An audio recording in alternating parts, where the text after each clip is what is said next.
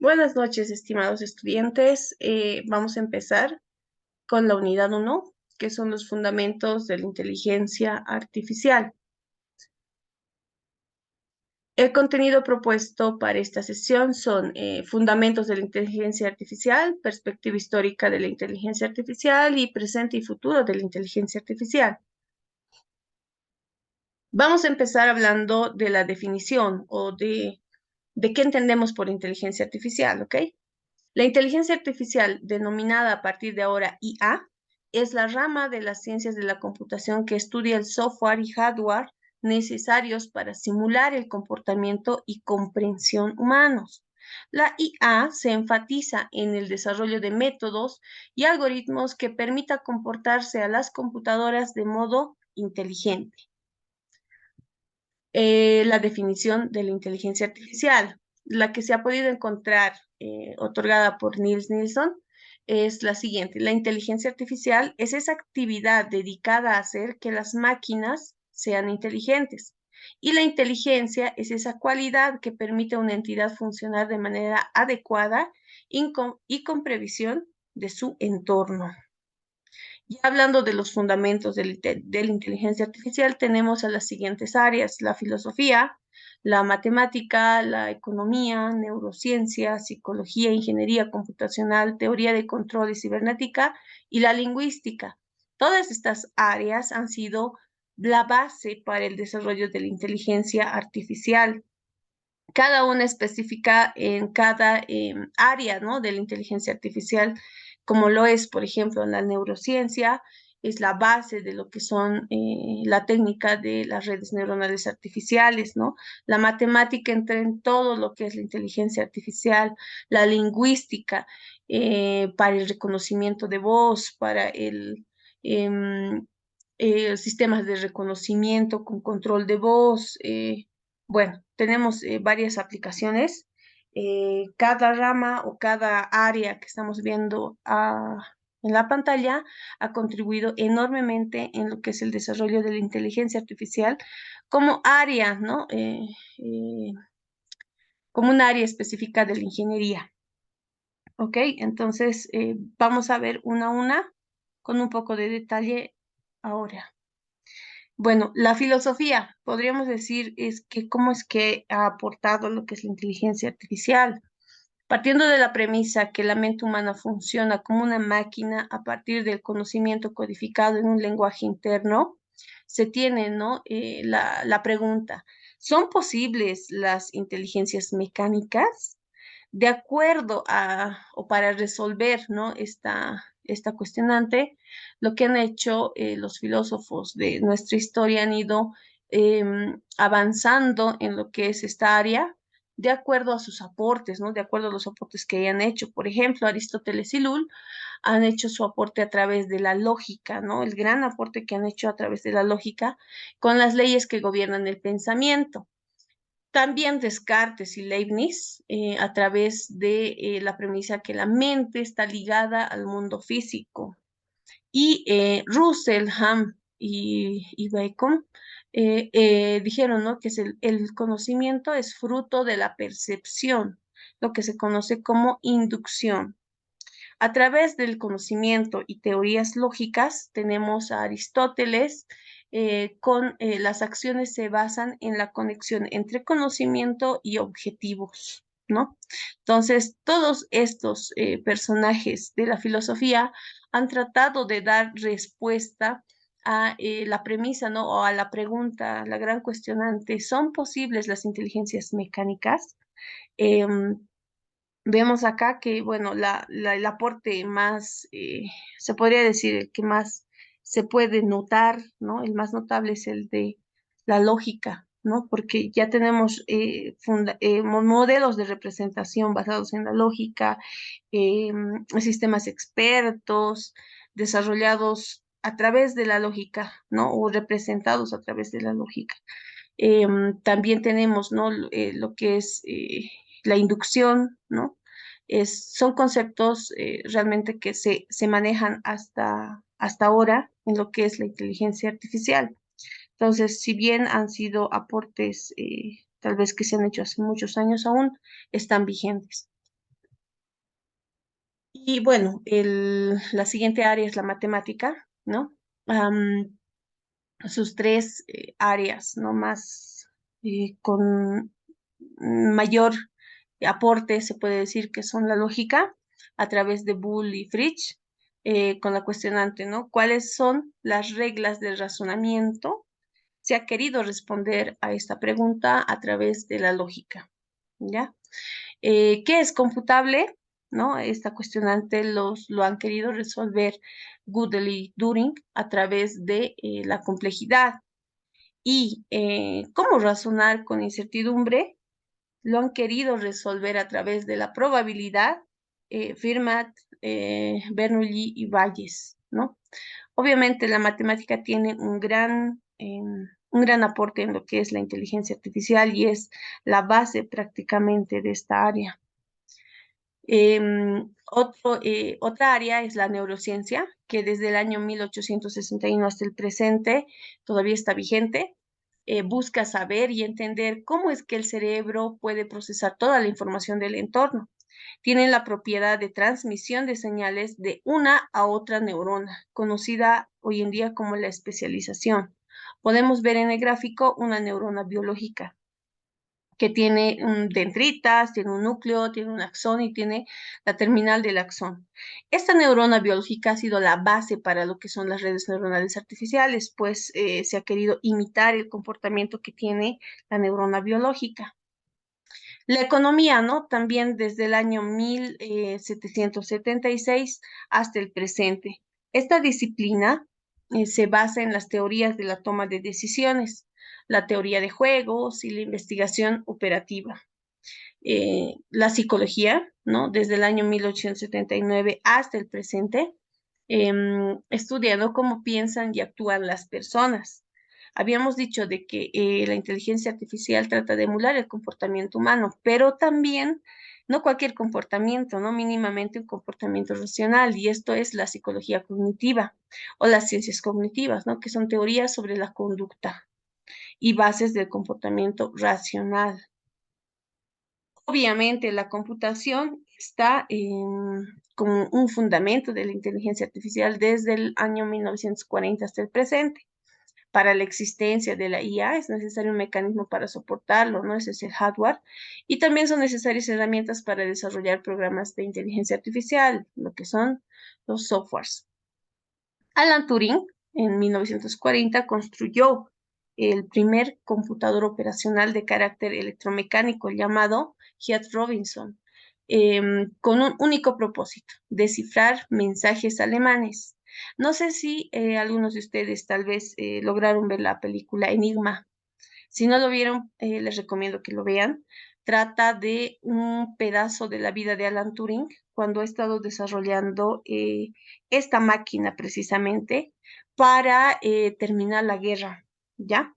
Para descifrar los códigos alemanes. Gracias a esta máquina se ha logrado dar fin a este evento, ¿no? Que es la guerra. Entonces, sería bueno que vean esta película que es muy explícita de acuerdo al desarrollo de esta máquina. También Konrad Zuse, perdón, en 1941 desarrolló el primer computador operacional programable. Inventó también los números de coma flotante y el primer lenguaje de programación de alto nivel, conocido como Plan Calcul.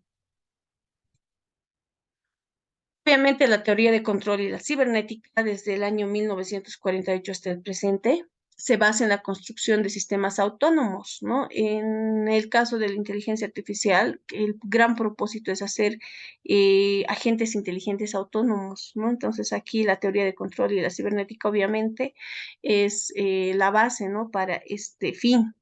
La lingüística, desde el año 1957 hasta el presente, no es más que la representación del conocimiento en forma de gramática de la lengua. La lingüística computacional, que son formalismos descriptivos del funcionamiento del lenguaje natural.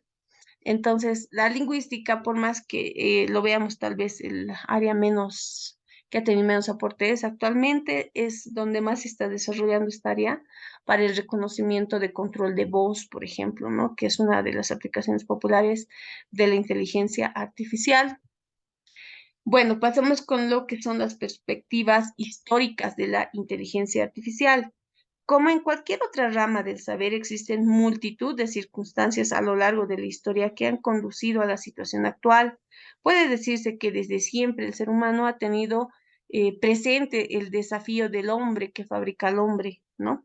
Entonces, para esto se ha tomado en cuenta, ¿no? En la antigüedad, como habíamos mencionado anteriormente, las áreas de la filosofía, la matemática, la lingüística y la psicología, que han tenido un gran aporte para el desarrollo de la inteligencia artificial a lo largo, ¿no? De su perspectiva histórica. Para poder verlo, ¿no? De acuerdo a fases, tal vez de una manera más ordenada, hemos categorizado, ¿no? Fases para la perspectiva histórica. Tenemos como fase pionera el año 1943 con McLeod y Walter Pitts, con la definición de la neurona formal como un dispositivo binario con varias entradas y salidas. También sugirieron que redes adecuadamente definidas podrían aprender.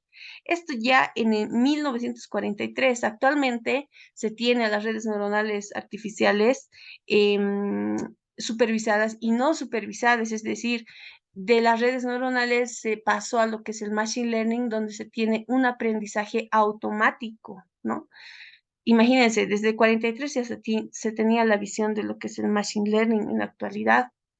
En 1949, Donald Hebb propuso la regla de actualización para modificar las intensidades de las conexiones entre neuronas. En la actualidad, su regla es denominada aprendizaje hebbiano o de Hebb.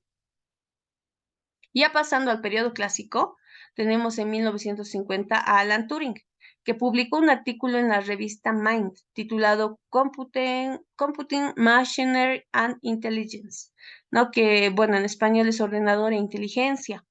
Ahí introdujo la prueba de Turing, ¿ya? O el test de Turing. Que el aprendizaje automático, ¿no? Los algoritmos genéticos y el aprendizaje por refuerzo. Ya esto en 1950.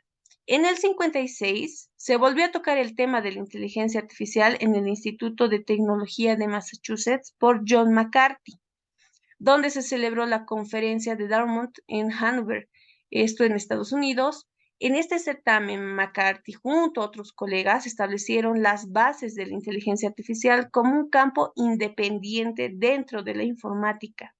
Es decir, no se sabía el nombre de esta área hasta 1956, que John McCarthy la bautizó. En el 58, John McCarthy también, cuando estaba trabajando en el MIT, desarrolla el lenguaje Lisp, que es un lenguaje con el que se desarrollan la mayoría de los sistemas expertos.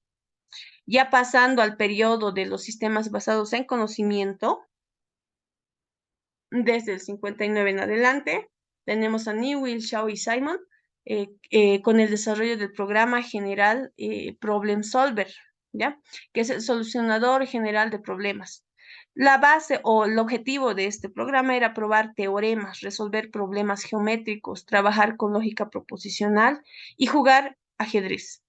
Pero no podía resolver problemas del mundo real, ¿no? Esto ya en el 59, en el 63, Edward Feigenbaum y Julian Fillman publicaron un artículo, ¿no? O que es perdón, no un artículo, sino la primera colección de artículos de inteligencia artificial. En el 68, Marvin Minsky y Simon Paper publicaron Perceptrons, donde demuestran algunas limitaciones de las redes neuronales, generando parcialmente lo que se ha denominado el invierno de la inteligencia artificial, un periodo de pérdida de confianza y ausencia de fondos, ¿ya? Este periodo es importante, pues en el 68 veamos la perspectiva, ¿ya? De 1943 a 1968, al menos han pasado más de 20 años, ¿no? Para que en el 43 ya se hablaba de lo que es la neurona artificial, ¿ya? En el 68 publicaron Perceptron, pero Perceptron es la la red neuronal básica que hay, ¿no? O sea, aquí he hablado de la neurona artificial y acá en el 68 he hablado de una red neuronal básica, que es la perceptrón. Pero en el 68 también dieron a mostrar, digamos, o pusieron en evidencia las deficiencias del perceptrón. Obviamente, el perceptrón sí funcionaba en algunos casos, ¿no? En los problemas de AND y OR lógico, pero no funcionaba y no podía dividirse gráficamente en el problema XOR. Ya no sé si algunos de ustedes recuerdan en álgebra que han llevado AND lógico, el OR, ¿no? Se dividen, cuando ustedes grafican, se dividen en el plano cartesiano en puntos distribuidos, ¿verdad? Tenemos si es 0 y 1, la respuesta es 1, 0 y 0, la respuesta no, si son iguales y demás, ¿no? Tenemos el problema de AND lógico, OR, que sí podían ser resueltos por el perceptrón, pero el problema del XOR no podía resolverse con un perceptrón simple, lo que ocasionaba que limitaciones, ¿no? En el avance de lo que es la inteligencia artificial y las redes neuronales artificiales. Por eso este periodo se ha denominado un poco el invierno de la inteligencia artificial, pues no ha habido muchos avances hasta el 72, ¿ya?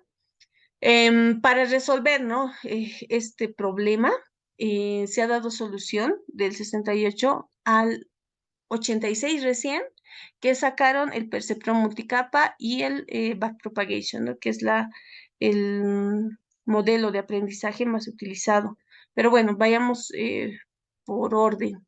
Del 68 al 72, ¿ya? En el 72 ya tenemos la época del renacimiento del conexionismo. Es decir, se le vuelve a dar la confianza a lo que es la inteligencia artificial, en especial el perceptrón y ya, pero en otra área, ¿ya? Hasta acá hemos hablado de lo que son las redes neuronales artificiales. En el 72, ya, Alain Kommelrauer desarrolla el lenguaje Prolog. Prolog es un lenguaje de programación lógico, ¿ya? Y se utiliza para desarrollar sistemas expertos, ¿ya? Entonces, esta es otra área de la inteligencia artificial. No es lo mismo hablar de redes neuronales artificiales y de sistemas expertos. No es para nada lo mismo. Entonces, esta es otra área que se ha empezado a desarrollar en el 72. En el 75 se desarrolló el sistema de reglas de producción MISIN, ¿ya? Que es como el sistema experto más antiguo y modelo utilizado hasta la actualidad. Fue desarrollado por Ted Shortlife en su tesis doctoral. En el 75 también Marvin Minsky desarrolla los marcos como forma de representación del conocimiento. Estas tres fechas que se mencionan acá, ¿no? Estos 3 años, hacen referencia a lo que son los sistemas expertos, ¿ya?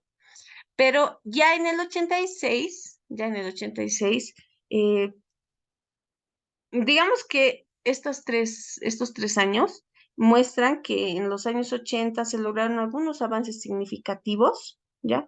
En una de sus ramas de la inteligencia artificial denominada sistemas expertos o sistemas basados en conocimiento, con la inducción de Prolog-Lisp, ¿ya? Que es una combinación del lenguaje desarrollado por McCarthy en el 58 y por Kommerauer en el 72 con Prolog, ¿ya? Entonces, digamos que se da más énfasis a los sistemas expertos. En el 86, Rumelhart, McLean y el grupo DPD desarrollaron el perceptrón multicapa y el algoritmo de aprendizaje de retropropagación por error, conocido también como backpropagation. Y el problema del XOR, ¿no? Que era evidente para el perceptrón, en el 86 digamos que lo resolvieron con el perceptrón multicapa, ya que una simple red no podía clasificar el problema del XOR, pero dos redes ya podían clasificar, ¿no? Entonces, por eso es que ya denominando esas dos redes como perceptrón multicapa se dio solución a ese problema del perceptrón, ¿no? A partir del 86 han habido más avances, ¿no? Pero bueno, estamos viendo la perspectiva histórica desde la antigüedad.